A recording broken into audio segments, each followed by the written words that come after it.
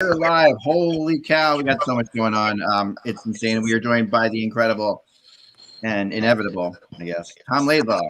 Inevitable what? I don't know. Looking for some kind of quick, bouncy thing to go with incredible. Yeah, and that we couldn't be happier because we got some stuff to talk about with a lot of things, and especially the New York Rangers. So let's see where we go here. We're getting a little bit of an echo. I don't know if that's anybody else. Maybe that's you, Tom, with your volume up or headphones type situation or something like that. You got a little bad volume's up too high? A little bit of echo. That's I'm hearing the echo. Yeah. Hello. Check. That's better now. Better. Yeah. 1, 2, 3. That's as far as I can count. I think that's enough. I mean, it's just really me that's echoing through your thing. Yeah. Because I don't know if you have headphones or not, but you don't have to. It wouldn't make you wear headphones, but if you do, it might work. All right, here we go. Let's just start. Let's get right into this here. Today's date is the July 9th. The Hockey World, it is Friday, July 9th. 8th. Hockey World is Friday, July 8th, 2022. I'm Kevin Allen of Hockey Buzz. I'm Tom Laidlaw of True Grit Life. There you go. And I'm Eklund. You're watching HockeyBuzzCast on HockeyBuzz.com, the podcast that comes every Monday through Friday to fill you in on the comings and goings in the hockey world now with less Mike and Russ. Just kidding. They'll be back again tomorrow. Or Monday, I guess. They're at the draft. So, Tom, you're going to have to turn your volume down or get headphones or something. Yeah, so the echo's getting worse. Yeah. Getting worse. Hold on 1 second. Maybe I've got just too much. Maybe just grab some headphones. I think that's what's happening with some volumes going on through yours, if you have it. Okay, here we go. Kevin, I got to start here. So, that's going. Yeah, that's still the echo is pretty strong. From I don't like to hear myself twice. And Okay, hold on. Let me put some headphones in. Yeah, because I don't know which of you to answer. You know the first Eklund or the replay. You know. Okay. Let's see how that is. Okay, there. Is that any better? Way better. Oh, all right. Yeah, you know your echo. But you look cooler. You are fantastic. You know, now you look like an Apple ad from the early 2000s. Perfect. Yeah. Well, that's it's you know it's actually such relief. Yeah.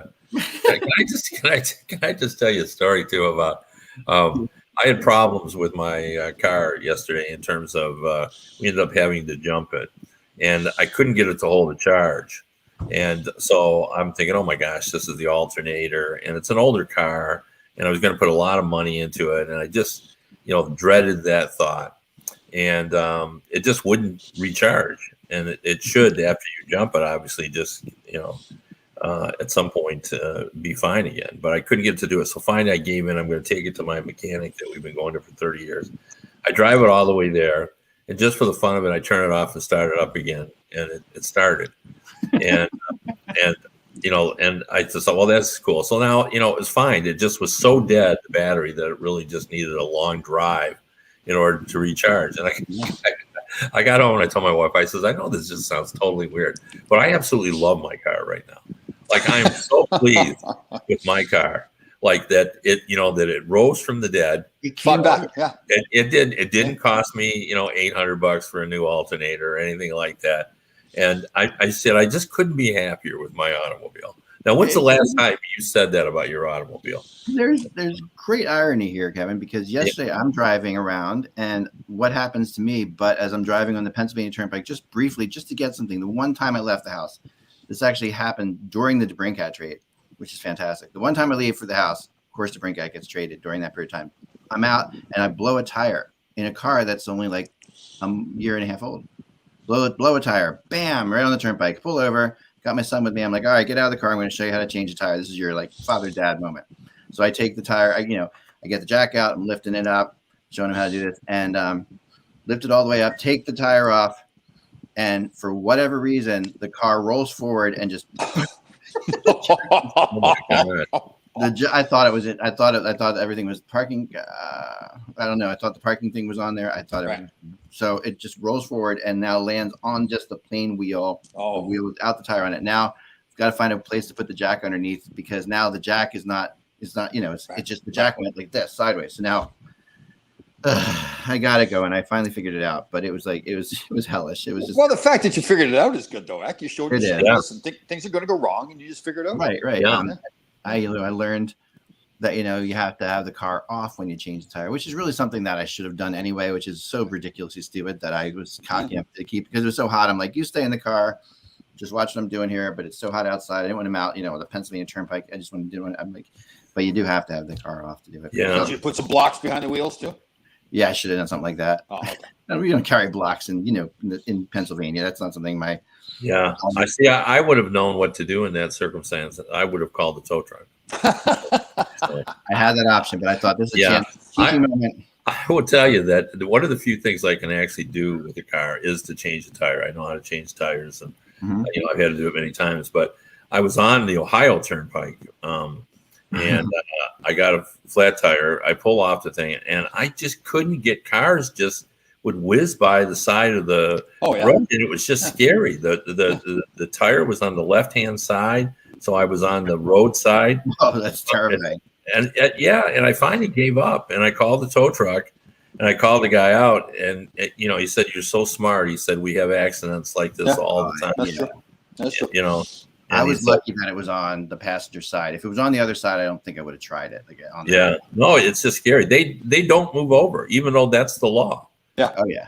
People, so all right, let's talk. Flying around here on the just got a text that Bill Guerin and Kyle Dubas are talking on the floor. We love these moments when they've come together in a moment of clarity. Now we have Talbot. That's what I'm thinking. We have to start there because Toronto is playing a frigging game of chicken like never before right now in this goalie situation. They have now Husso's gone. He's gone. He's done. Marc-Andre Fleury, who I really think they thought they had a serious shot at, he's gone. We're left now with not wanting to pay Campbell more than $5 million, even though he's going to get $6 million other places. And now sitting there on Talbot or Kemper, I believe. Sorry, Actabali, but is Campbell going to get $6 million someplace else? I do believe so. Edmonton. I think Edmonton will give him that. But didn't he have a pretty tough year this year, Campbell? He had a great first couple months. He had a really good actually last month season. He did middle. He was subpar for 3 months in the middle. Yeah. So that's going to be Edmonton's answer. Wow. Well, he also had a really good playoff, right? He had a good playoff, and he took.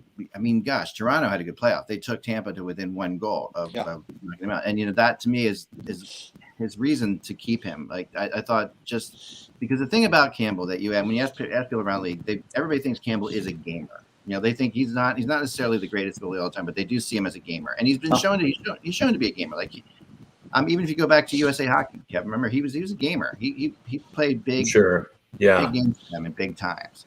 Well, and he's a high character guy. Like he's, everybody just thinks the world of him, and he carries himself in life the way you want. I'm surprised they won't pay him the $5 million because that seems to be the going rate, at least the minimum for a starting goalie. So Look at Leonard in Vegas with his deal, right? That's $5 million a year. So really, Toronto's options then are Talbot and Campbell. Kemper, yeah, and which is a good option. I mean, he just won the cup, so. And I don't know that Kemper's got many options either. I think it's either Toronto or, some people have said Washington, but we don't know for sure that Washington's going to go out and spend money on a goalie. Yeah, I mean, I knew New Jersey was high on them, but then New Jersey went out and traded for Vanacek. Which, even though I've heard New Jersey could actually still move for a goalie, I don't think it'll be a goalie like Kemper. So I think that the money they'll spend there will be tough.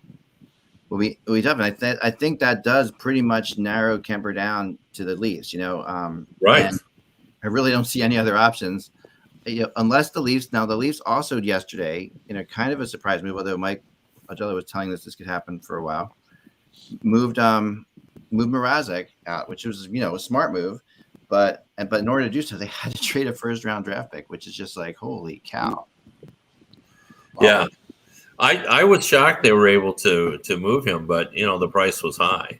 So I actually I don't know what the Blackhawks were doing trading DeBrincat, who's still only 24, but I really admired their ability to get all those draft picks. I mean, if you're going to launch a rebuild, they have launched it correctly.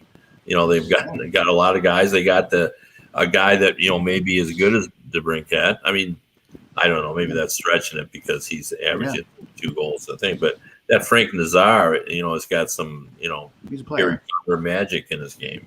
Right. So, it's going to be interesting to see what they do. Hey, go back to Toronto really quick there. Do you guys think Dubas knows what he's doing? That's a really good question. I love the way he phrased it too. Do I think Dubas knows what he's doing? That's a really good question. It's one of those things you need to be careful. Right? We don't know him. He seems like a really intelligent guy, all the analytics and everything. I just wonder, is he the vision for his team? Is he able to look further ahead and say, this is what I need in advance, and not get himself in these positions where he's kind of strapped on what he's going to get? Right. Gosh. Yeah, I mean, he's maneuvered himself into a pretty good place right now. I would take Kemper over Campbell. Okay. So, I mean, that's not a bad deal. I guess the only question would be how much do you have to pay? But, he also knows that Kemper doesn't have options. Yeah. And I'm just going to say, Campbell, really? You would? Yeah. He just won the cup. Listen, I know he just won the cup, but I'm not denying that. But they didn't feel it was worth paying him to keep him, and they went instead for Georgiev and and Francouz. Yeah, but they just won the cup as well, so now they're playing with house money, and they've got mega problems. They're trying to keep Nikushkin, they're trying to keep Barahovsky. They've got to set aside $10 million for Nathan McKinnon. They actually wanted to sign him. I mean, if you listen to Sakic, but it simply came down to he felt like it was time for him to be paid, and they just couldn't pay him. That's right. So Toronto's willing to pay him how much? Could he get $6 million now? I mean, I'm thinking that Colorado would have paid him $5 million a year. Well, maybe not. I don't. Maybe not. Their cap situation is kind of messy. Are they really? I think Nikushkin is a priority for them, and obviously you got to set aside money for McKinnon. And Georgiev, his deal is done, right? He's a restricted free agent, correct? Yeah, right. Restricted free agent, but they did extend him, right? So they signed him. Oh, I didn't know he got extended. Didn't he sign this? As I heard, I thought he did. I didn't see that. So maybe they didn't. Maybe they did. I think they will. Because he's not going to be able to command a whole lot, right? No, and that's one of the reasons why he was a good option for them. Yeah. He was young, and Jan, who we've had on our show, Tom, he disagreed with me on this, but I felt if they would have moved him not this season after he had a pretty rough 2021-22, talking about Georgiev, but then moved in the previous year, I think they would have gotten at least a second round pick because he was a hot young goalie. His save percentage was much higher.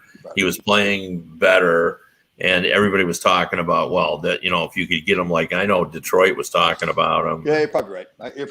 But again, so the Rangers, though, they're thinking Shesterkin had some injury problems before that, right? So there's a question whether they knew how good he was, but is he going to be injury prone all the time? So I think that was the logic there.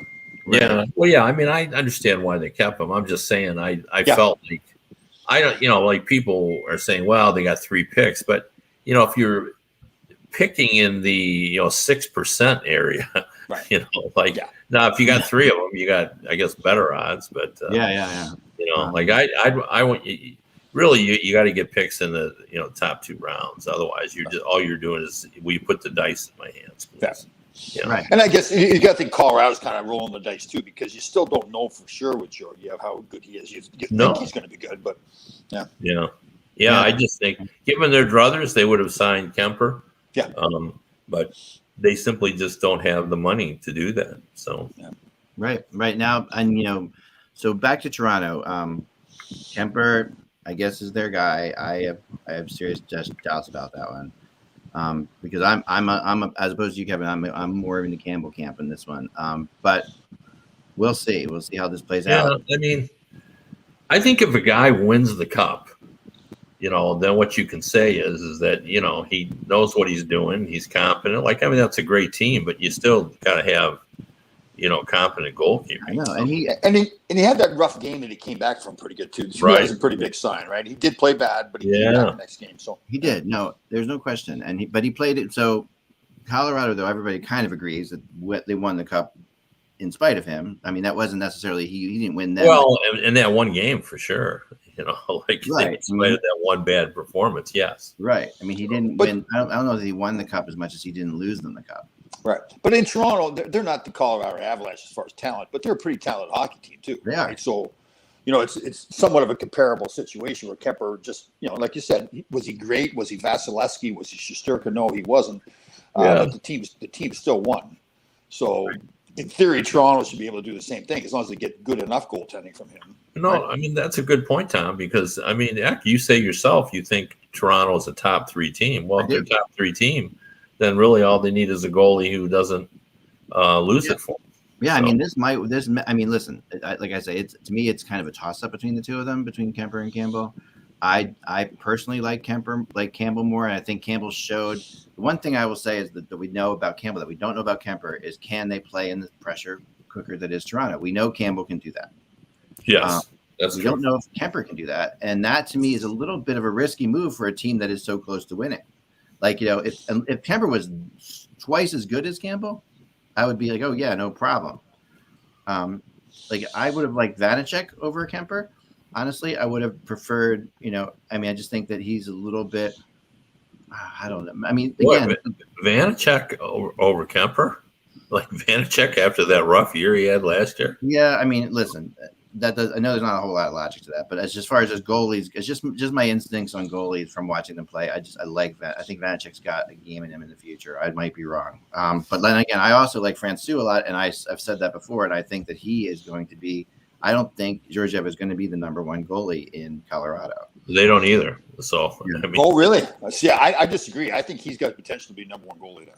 Well, I mean, I think he has the potential, but I think you're starting out as Francouz. Yeah. Oh, interesting. Oh. I really like him a lot. I think that he's a little mini Dominik Hasek that we have not seen yet. It reminds me of early Dominik Hasek. I'm going to give you a prediction then. I think once training camp's done next year, Georgiev will be the number 1 guy. All right.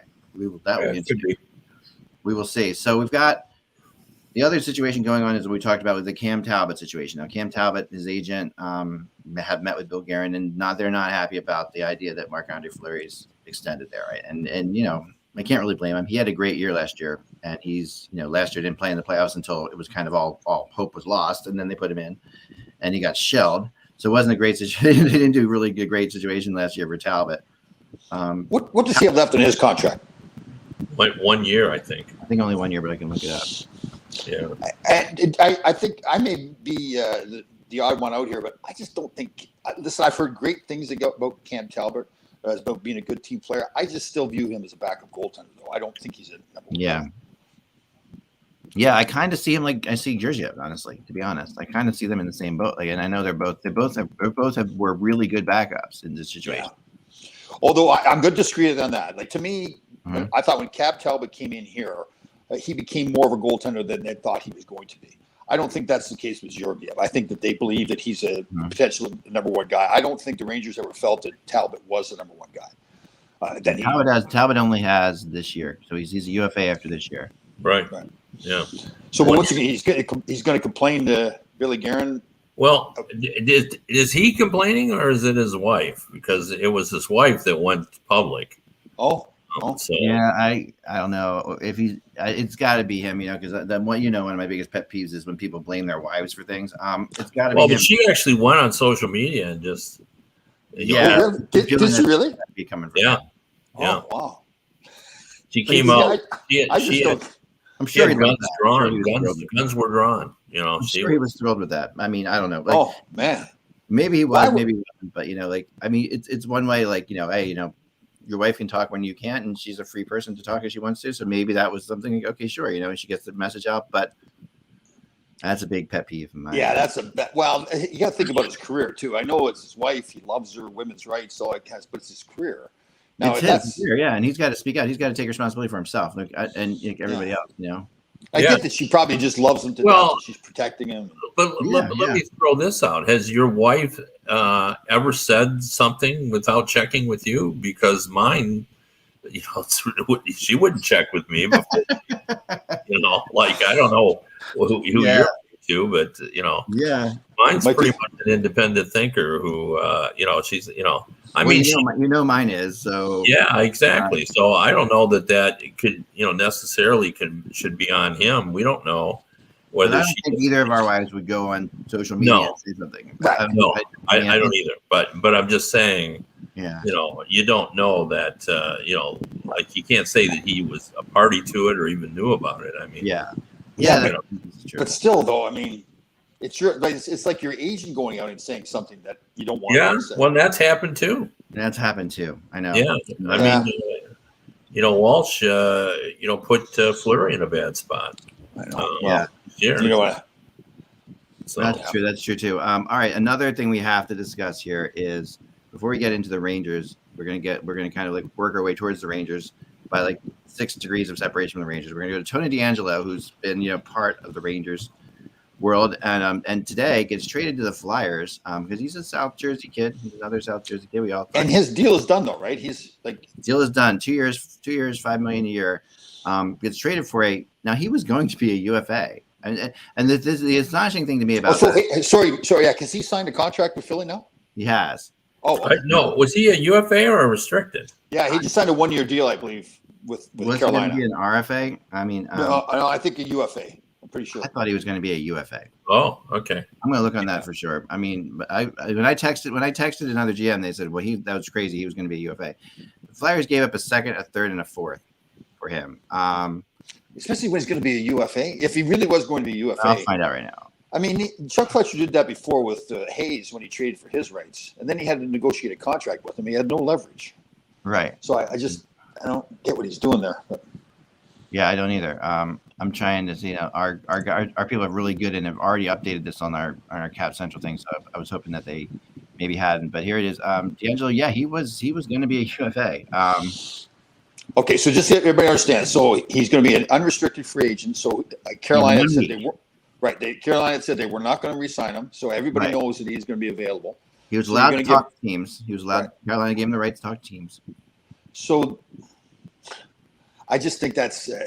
I guess you run the risk. They wanted him badly. They run the risk that the other teams then get after him too, which is the case. In a week, other teams could sign him. In this case, they were the only team that could sign him. Philly was once they traded for him, but. At the same time, I just think, wow, like you can't get something figured out so the player knows that you want him. I mean, I know it's tampering. You're not supposed to be talking to the player yet.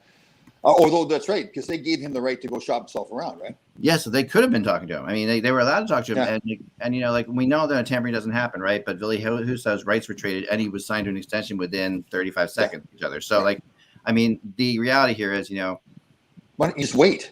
If you've got the right to wait, and why would you give up a second, a third, and a fourth? Yeah, I don't think that's true. I think, see, his UFA year is 2023. So I'm. Oh, really? Next year. I mean, 2023. I mean, looking on here, all the people in the chat room are saying, some are saying there's an RFA with arbitration. Yeah. See, I think you're wrong. I think he is not going to be a UFA. If that's the case, then that makes sense. You're right. Yeah. All right. Okay, we'll give you that. But let's just talk about it in general. Why doesn't Carolina want to keep? My first question is this: like, why doesn't Carolina want to do that deal for $5 million for 2 years? Have they got room in the cap?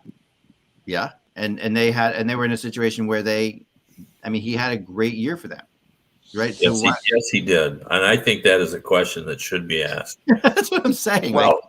But why would they let him walk away? Not like Philly's not a very political town. I've jokingly said. He had a great year. He had a great year, but when you watch him play, he's a very selfish hockey player. I know. Like if something's going on out there, it's all about Tony DeAngelo. Like he can't, even in the playoffs, he can't suck it up for this team. I think that's what we're saying, Tom. Oh, okay. I can't see how that would be a problem with Tortorella.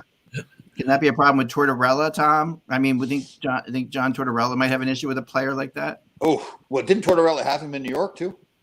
Or did he? Did he? No. I think he was. That's right. Tortorella's long gone. That's right. Yeah. Well, maybe listen. Yeah, Tortorella's not going to put up with that, right? Yeah. So it's got to be. I would assume before the season starts, Tortorella and DeAngelo are sitting down having a conversation. Right. This is how things are going to go. I understand who you are as a player. Tortorella's probably going to say, but this is the way I am as a coach, and this is the way you're going to play.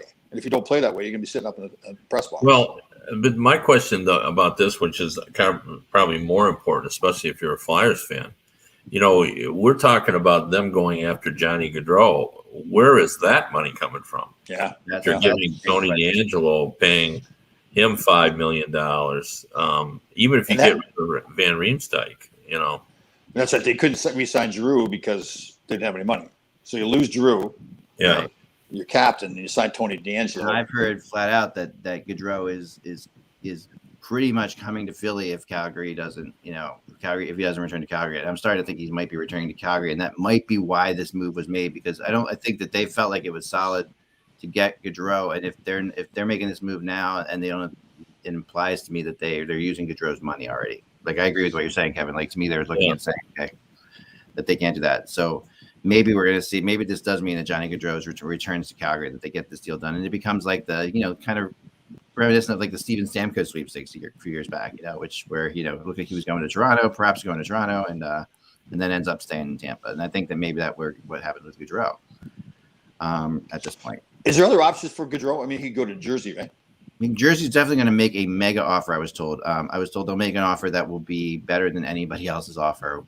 New Jersey has the money, and that would be an interesting thing if he would go there. But so he's a Northeast kid, too. Isn't he from Well, he's Philly? from South Jersey. Yeah, he's from South Jersey. So he's definitely a Flyers land guy. Yeah, but I don't know how that might mean. It meant a lot for like John Tavares when he went back to Toronto. But Stamkos, like you said, had the same option, right? He stayed in Tampa. No, I mean, it might not. I do know he wants to play for Phil. I know him pretty well, and I know his family actually pretty well. And there was definitely a lot of excitement about him returning to Philly. And the question is, will that still happen? It's going to have to be something, he's going to have to decide. And Calgary's sitting back patiently waiting for this decision. They really need this decision yesterday. So something's got to happen. Something's got to give with them. Imagine if you're Calgary, though. I mean, he played as much as he had some years that I didn't think he was that good, or as good as he could have been. But last year was outstanding, right? So he's a big part of your team. It was a good season for them. So now you're sitting there waiting. Really ties their hands too, right? Right. Oh yeah, absolutely. It ties their hands big time. Now, there's a bit of a domino. Now, I mean, the Rangers go for Gaudreau? And I think that could. I still think that could be a possibility. I mean, no, there's not enough money. So. I don't know if he really fits in there, right? I mean, I don't. To me, they need a big second line centerman is what they need. But that's my opinion. Right. So they're looking at JT Miller, right? And are they really looking at him? People say that. That's what people have been saying, and he's going to be what? He's going to be $9 million, $8 million.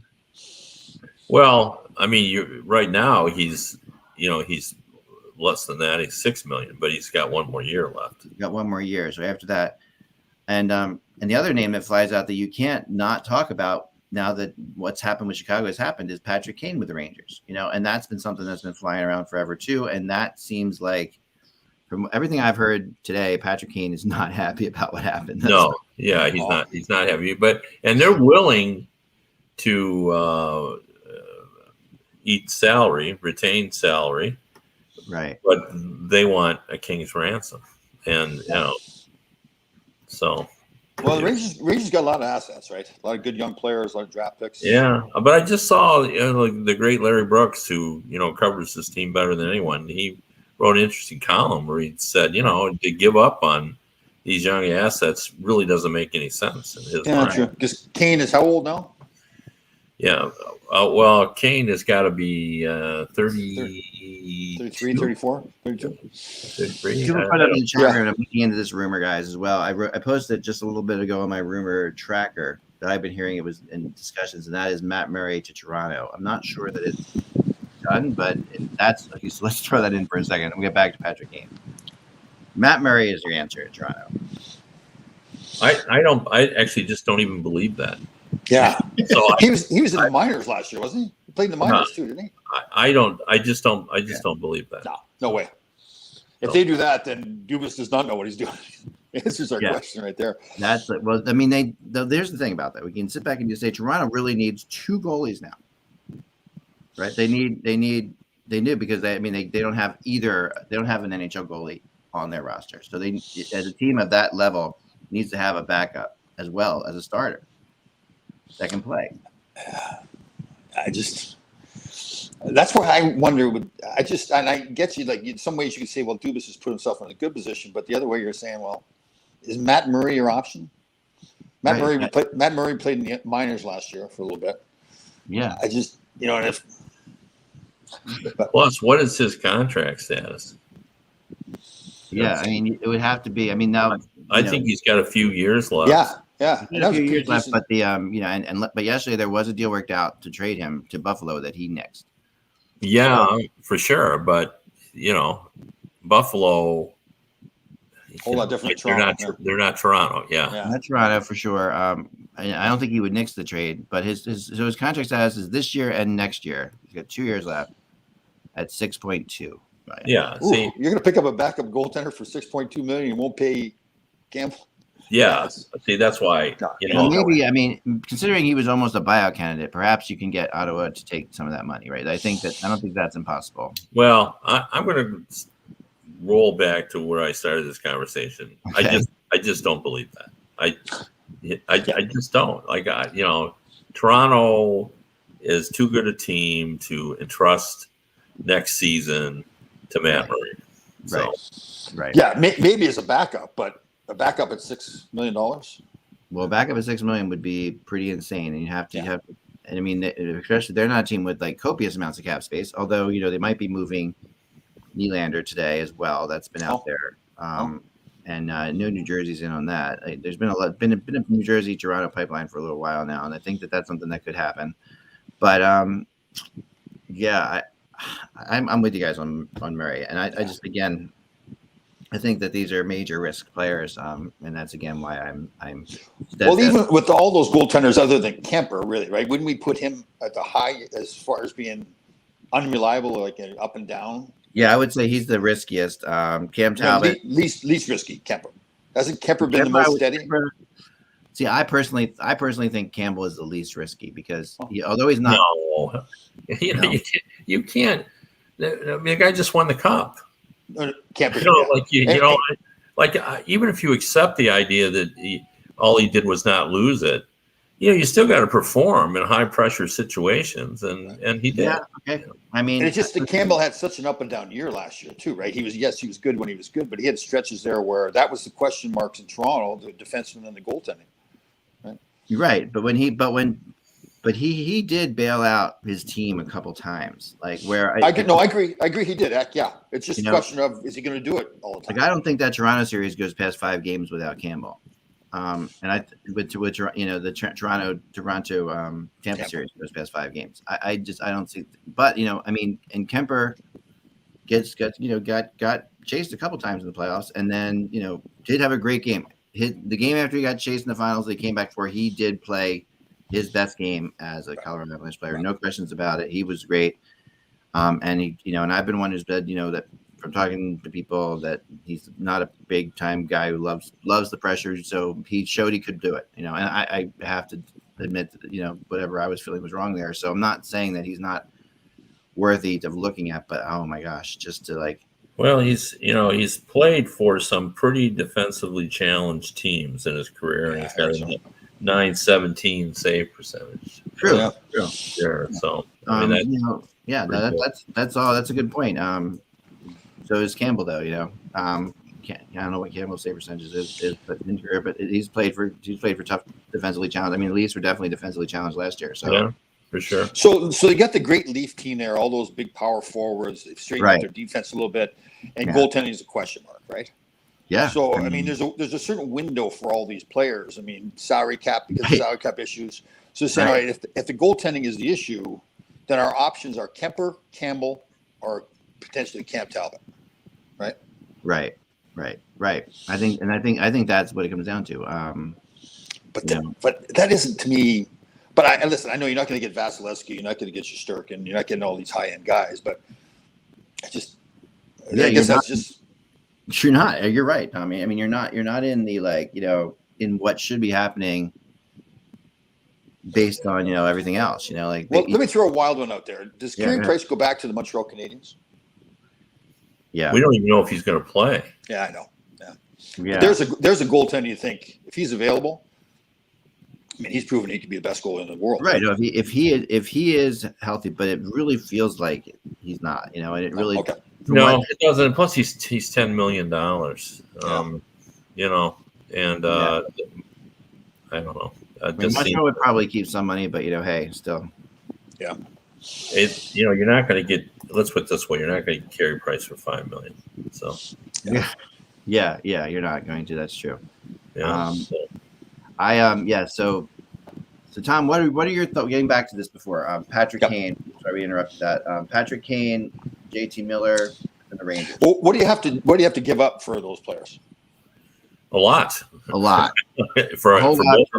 Yeah. So, Chicago's going to want old Kako. Kako's involved, but I think that's something that's and first round picks. It's going to be a package. I mean, at a minimum, I would think it would be a first round pick, one of your younger players, and then maybe another prospect or a second round pick. That's at a minimum. Maybe it's more. I don't know. Is that JT Miller or Patrick Kane? I think they're two. That was Kane. JT Miller. I think they're going to try to make a hockey trade because there's a lot of teams interested in JT Miller. I mean, he had didn't he have like 90 points or 89 points? Yeah. He had a great season. And he's a big character guy too, right? I mean, He's not small either. Like he plays a rugged game. Yeah.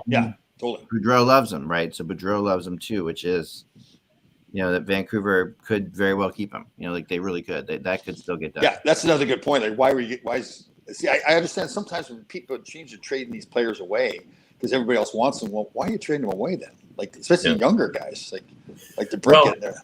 Here's the interesting thing. I mean, we talked about this on a previous show, but Brock Besser. Everybody's afraid. He's the qualifying offer, $9 million, whatever it was. And then he signs a 3-year deal at 6.7, and it feels like they got a bargain.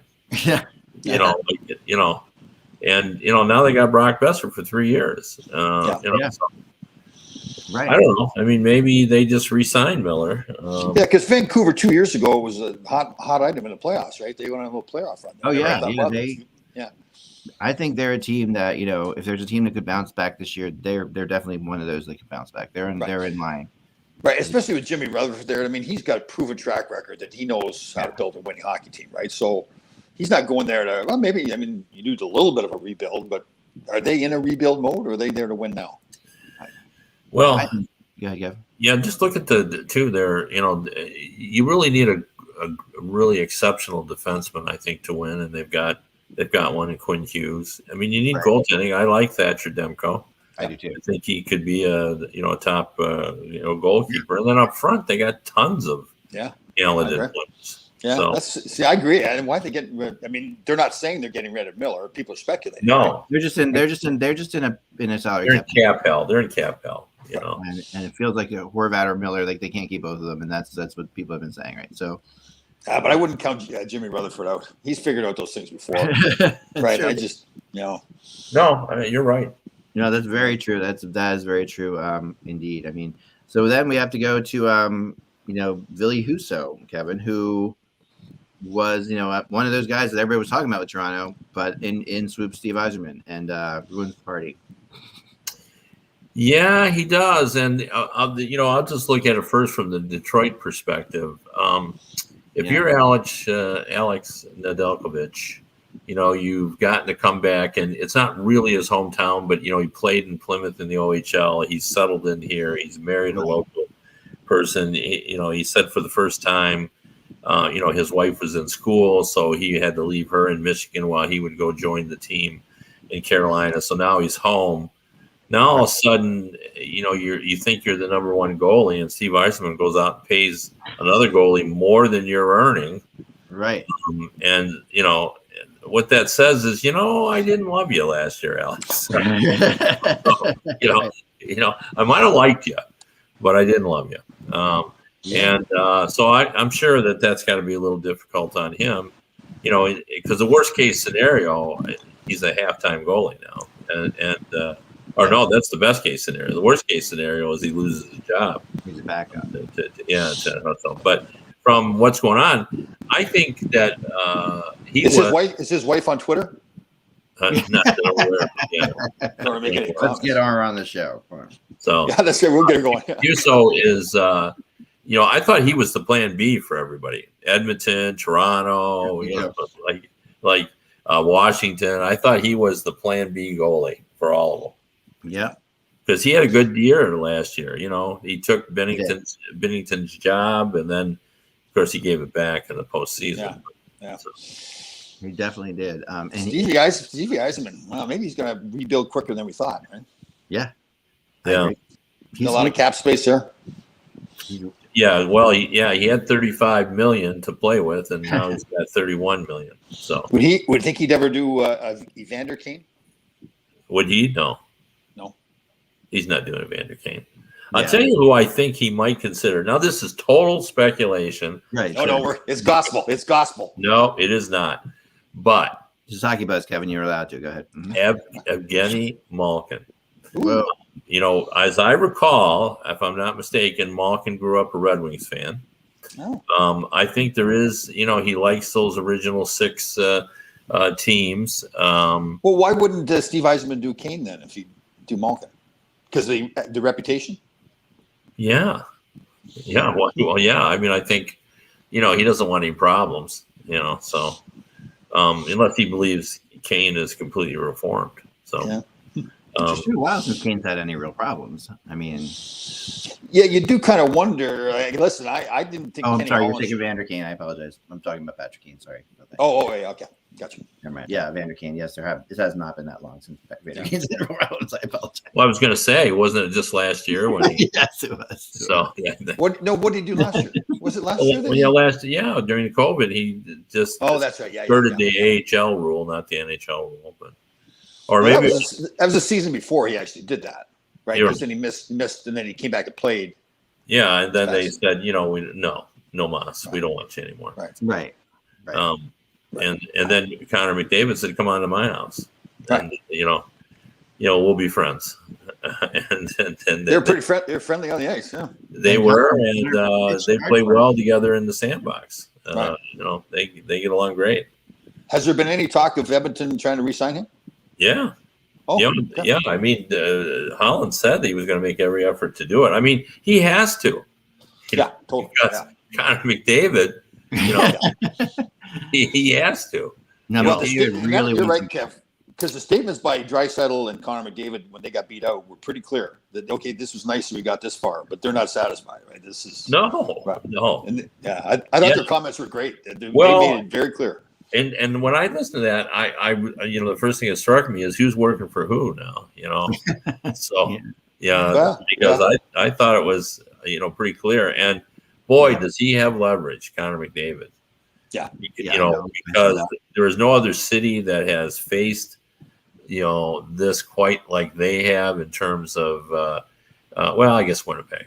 But where players simply don't want to play there, and so for them to stay there, and all they got to say is, I gave it all I had here, and I couldn't even get the playoffs because you didn't surround me with talent. So they've got to be having those conversations behind. Like Kenny Holland's got to obviously. Kenny Holland knows that that's how those two guys are feeling, right? He has to get them a winning hockey team. It's you can imagine that at all NHL teams, there's exit interviews for the players. Yeah. I'm sure Connor McDavid and Draisaitl held an exit interview for the coach, general manager, and the owner too. Probably. Right, they brought it in. Yeah, you're right. This is where we need to see improvement. Totally. That's funny, but that is the case. There's no question, right? Whether they actually say the words or not. I mean, try having a meeting with Draisaitl, McDavid, the owner, the general manager, and the coach all together. Yeah, and probably don't even have to say a word. They just say, "Okay." Yeah. Let's all sit in a room and stare at each other, and then we'll say that Connor McDavid, after about 15 minutes of silence, would say, "Okay, I think you understand." Yes, exactly. I like that. That's excellent. Yeah. I think what was interesting is Holland, for the first time yesterday in a press conference I've ever heard, actually said we need to get a goalie. Like he actually came right out and said, "Oh, did he really?" Oh. Yeah. Like they said, what do you move Cat? Because they moved Cash in. Yeah. And when did they do that? Is that for cap cap space, issue? for cap space, and that's what they asked, and they said, well, why did you clear that cap space? And Holland's response was, why do you think? That's what he said. That's literally what he said. And then he went on to say, of course we need to get a goalie, and of course I need to get a goalie. So that was. This has been going on for years, but this is the first time I've ever heard him actually come right out and say that. Well, they say the first step is a problem. So, you think he's in a 12-step goalie program?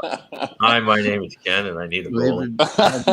He's admitting he's got to follow, though. He's got to make amends with some people. That's funny. Yeah. That's too much. Well, that to me means that they are all in on Brian Campbell. That's where they're going to go. Yeah. And again, that'll just be, possibly a good move. I mean, maybe they're rolling. Maybe they go for Kemper. If you're them, do you go for Kemper or Campbell? I mean, it's Kemper won the Stanley Cup. Well, like to Kevin's point, Kemper just won the cup, right? Yeah. Yeah. Like that's, there is some PR value here too, that sell, we got the Stanley Cup winning goalie. Yeah. Now, when you have that exit interview with McDavid and Draisaitl, you can say, I got you the guy that won the cup. Now it's back on you. And Kemper played in the series against Edmonton all the games too, correct? Yeah. So they got to see him. Those two guys, Draisaitl and McDavid saw him up close and personal. So yeah. So they're going to say, okay. Yeah. Although probably what they'd say is, well, that's real nice. But now get us Makar. So yeah. Right. That is true. Yeah. Like you're right. We can say that Kemper won the cup, but he's got some other players there too. But. Again, Edmonton got to the semifinals. Draisaitl and McDavid are, like Kevin, you brought this up on the show, were the leading point producers in the playoffs, even though they didn't play as many games as everybody else, right? Right. Did they still end up being at the top? Like nobody passed them, right? No one passed McDavid. Yeah, that's crazy. You think about that, right? The guy gets beat out in the semifinals, he still leaves the league. Yeah, I mean it has happened before. Peter Forsberg did it one year, but that is Peter Forsberg, the most popular hockey player in Swedish hockey. Yeah. So you do look and say, okay, if you get Kemper, say, okay, he's good enough with that hockey team they've got. If you can re-sign Evander Kane, yeah, you have to. Pretty good chance. I mean, they need to replace, or if not sign Kane. Well, we need to talk about this because we've got an NHL defenseman to kind of sum up his career, but Duncan Keith retired today. Did he do much for them last year? I mean, maybe he did more in the locker room, probably, right? Well, I mean, I think he did what he could. So I don't think he's horrible. Right. Yeah, he wasn't bad. But he wasn't. One thing that's interesting about him is that I keep hearing him referred to as a sure Hall of Famer. I know how I feel about that, but how do you feel? Is he a sure Hall of Famer, Tom? Yes, he is. Yeah. Yeah, me too. I feel that as well. Because you look at those years where they were winning their cups, he was a beast out there. I mean, the amount of hockey he played, the ice time, the things he did. Yeah. Clearly, if you look at him now, it's not the same guy, but yeah. He was the subject of one of the funniest bits that I've ever seen. One year I went to the Chicago Blackhawks when I was with USA Today, so their training camp at Notre Dame. And we were in the dressing room, and a couple of guys were kidding Duncan Keith because apparently a few of his buddies took him on a tour of Notre Dame campus, and they took him into one of the dorms, and they said because they wanted to show him, took him inside a class building because they wanted to show him what a classroom looked like. Because even though he had went to Michigan State, he had never seen the inside of one. I love that. It was the funniest bit I've ever seen. That's excellent.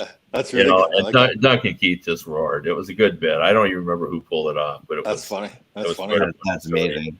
I remember when one of the first times I went to Chicago as Eklund, to do this, Duncan Keith was still just this was right around the time they fired Denny Savard as coach and all this stuff. And Duncan Keith was not really, he was on their team, but he was getting scratched a lot. He was sort of just coming up and he was still pretty young. I remember watching him skate and in the practice, I attended practicing in the afternoon. And I was just turning to people and saying, who the hell is that? Like this guy, the way he was skating was like that. How is he not playing on this team? Like, how is he? Because the Hawks weren't good at this point. This is before the Patrick Kane thing, even before they had Patrick Kane. And how the heck is this guy not playing?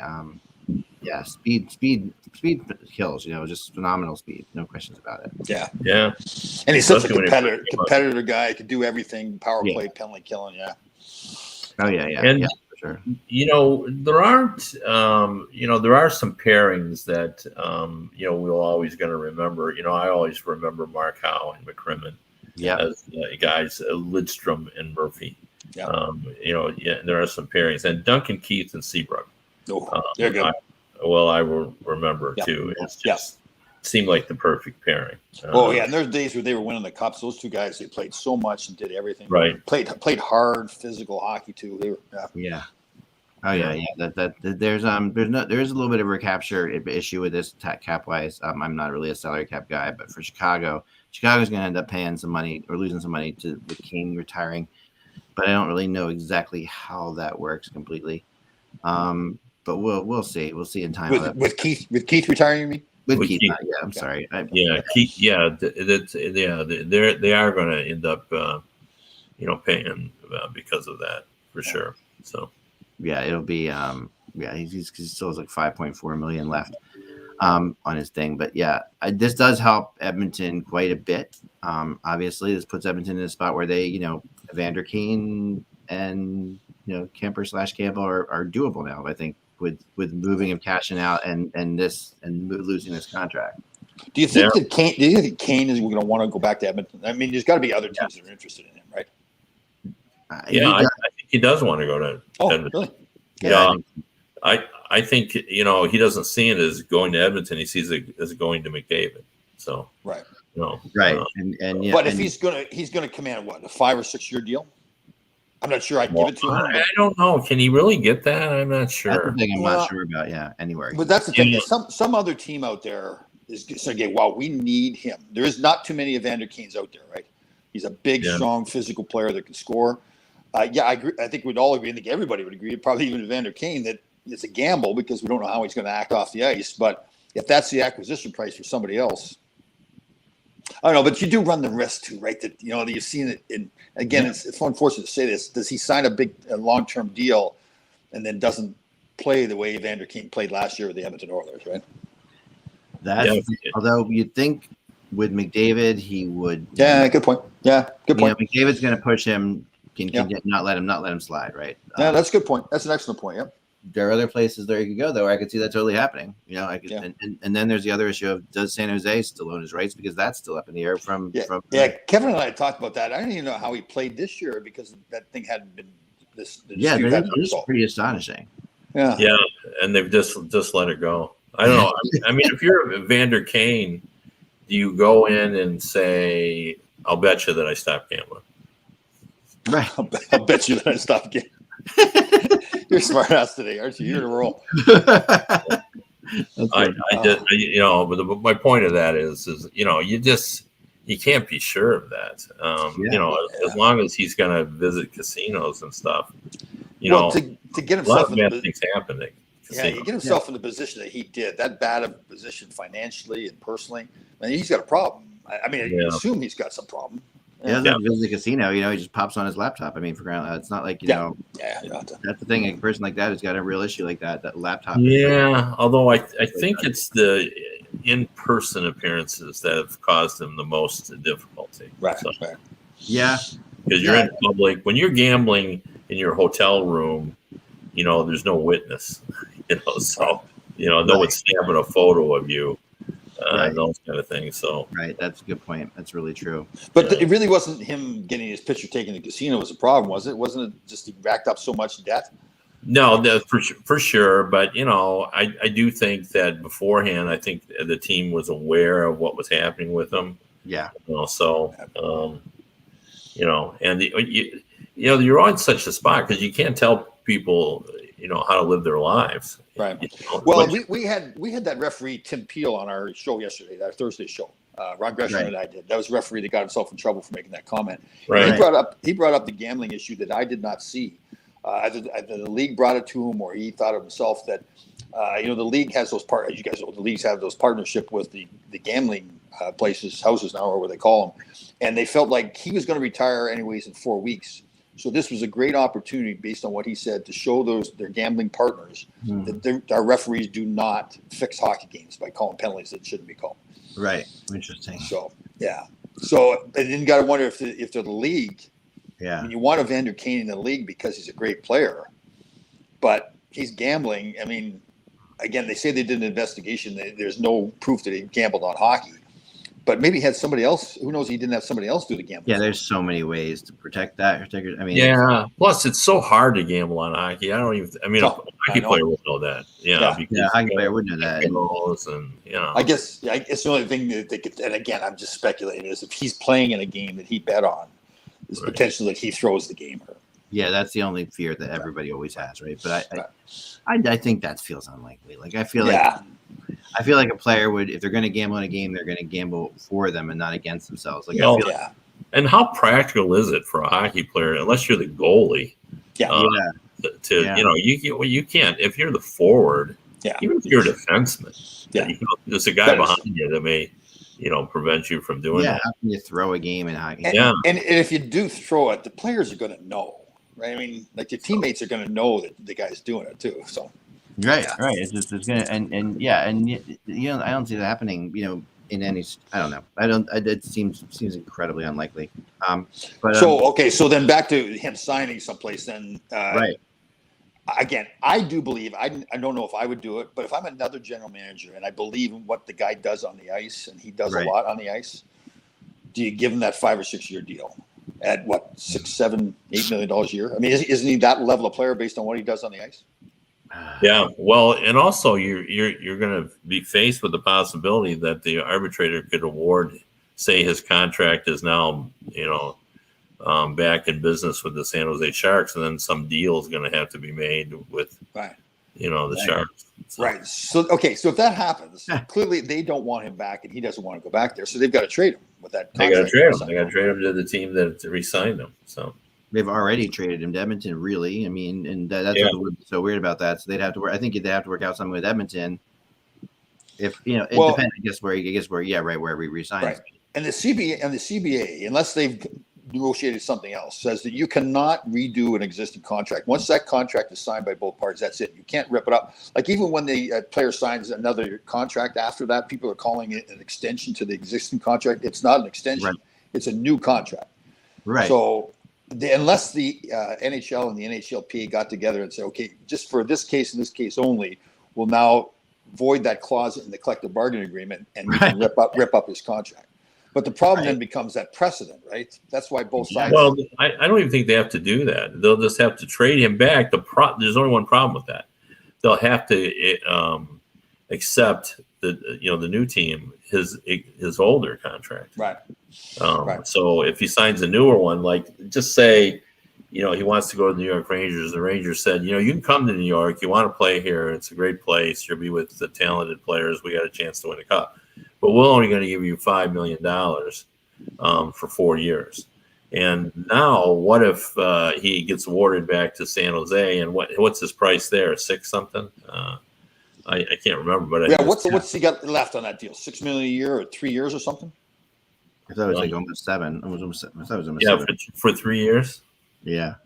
So what if the Rangers say, I don't want that deal? Yeah. So now we got real problems. And what if he can get more money someplace else? Then he goes back to the arbitrator and says, you know what? I don't want you to arbitrate this case anymore. I don't want the San Jose contract. Right. I accept that I was a bad boy, and San Jose did the right thing. I don't know. Yeah. But even then, like you said, Tom, players aren't allowed to avoid these things anyway. Like there have been many players who wanted to say that, like that wanted to say right. And that's the danger with all this, and that's why that's the way the league and the Players Association looks at it, setting precedents. They don't want to set precedents, right? That's why they have. Because that's why they had that clause in the contract, because players can had pressure put on them to redo old contracts that happened in the past. So that's why with this CBA, it was clear you cannot redo a contract. Once it's signed, it's signed. You can't rip it up and do a new one. So, right, makes total sense. All right, that's all the time we have for today. Thank you so much, Tom, for joining in. Kevin, great to see you. Always very fun. Enjoy the rest of the weekend, kids. I'm sure we're going to be talking more and more stuff, and then we'll be back next week with the lead up into the UFA day, which is going to be insane. So I'm really looking forward to that one as well.